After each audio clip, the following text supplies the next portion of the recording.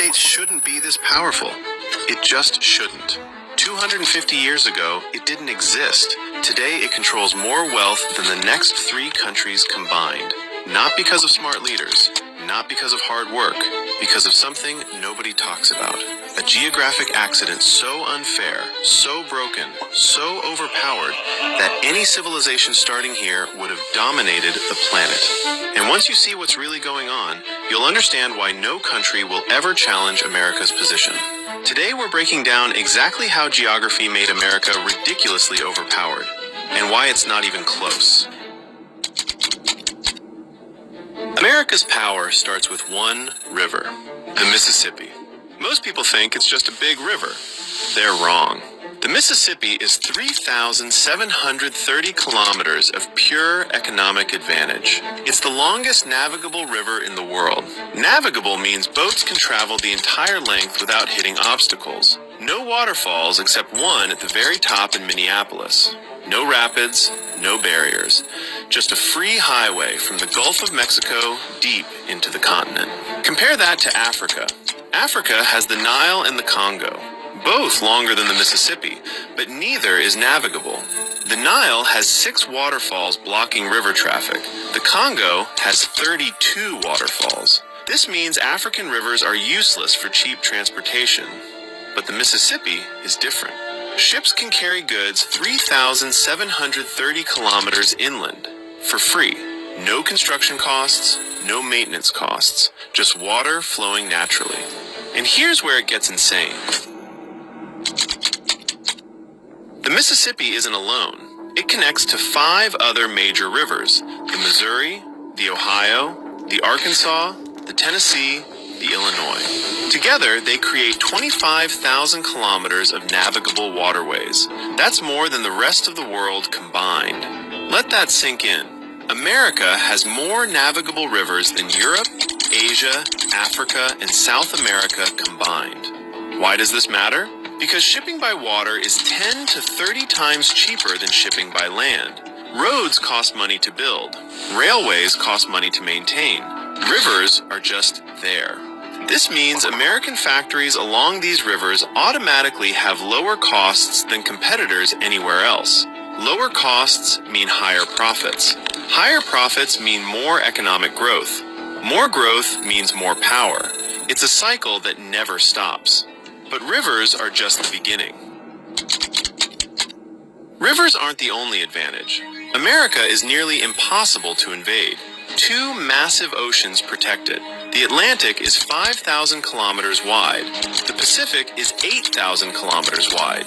In 1940, Hitler couldn't invade England across a 33-kilometer channel. Imagine invading America across 5,000 kilometers of open ocean. While fighting the largest navy in history, it's impossible. America hasn't been invaded since 1812. That's 212 years of 0 foreign attacks on the mainland. No European country can say that. No Asian country can say that. Only America. This means America can develop without fear. No need for massive armies. No need for border fortifications. All that money goes into economic growth instead. And the neighbors can't threaten either. America got lucky with neighbors. Canada to the north, Mexico to the south. Neither can threaten America. Canada's population is too small. Mexico's geography is too mountainous. Mexico has 0 navigable rivers, 0 natural deep water harbors except Veracruz. Its farmland is scattered in mountain valleys. Canada has the Canadian Shield, a massive region of frozen, infertile rock. It separates eastern Canada from western Canada. There's literally one road connecting them. This means Canada's provinces are more connected to America than to each other. America faces no regional rivals. Europe has 44 countries competing. Asia has dozens of powers. America stands alone on its continent, dominant and secure. But security isn't the only cheat code. America has another insane advantage: barrier islands. These are low, flat islands running along coastlines. America has 4,800 kilometers of them, from Texas to Maryland. They create a protected waterway behind them. Ships can travel from Brownsville, Texas to Baltimore, Maryland without ever hitting open ocean. It's called the Intracoastal Waterway, another free transportation highway. Add this to the Mississippi network and you get something unprecedented. A country where 90% of the population lives within 240 kilometers of navigable water. No other country on Earth has this, not even close. China has rivers, but they don't connect like America's. Russia has rivers, but they freeze half the year. Europe has rivers, but they're controlled by different countries. America has it all in one unified system, but it gets even more overpowered. The Mississippi River runs through the largest stretch of flat, fertile farmland on the planet, the American Midwest.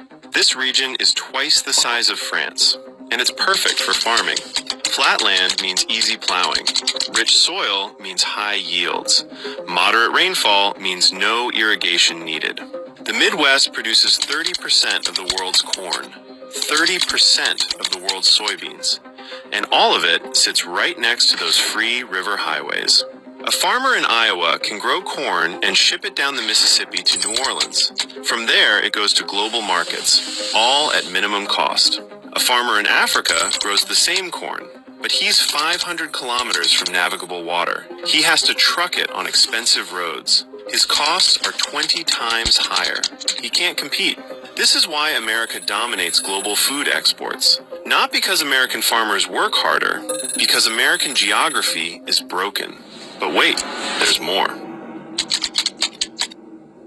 America also has the 3 largest natural deepwater harbors in the world: Chesapeake Bay in Maryland and Virginia, San Francisco Bay in California, Puget Sound in Washington. These harbors have 3 things: deep water for big ships, protected from storms, close to major population centers. Most countries don't have one harbor like this. America has 3, plus dozens of smaller ones. America's total coastline is 95,471 kilometers. That's longer than Africa's entire coastline. Africa is 3 times bigger than America, but America has more coastline. More coastline means more ports. More ports means more trade. More trade means more wealth. It's geography hacking at the highest level.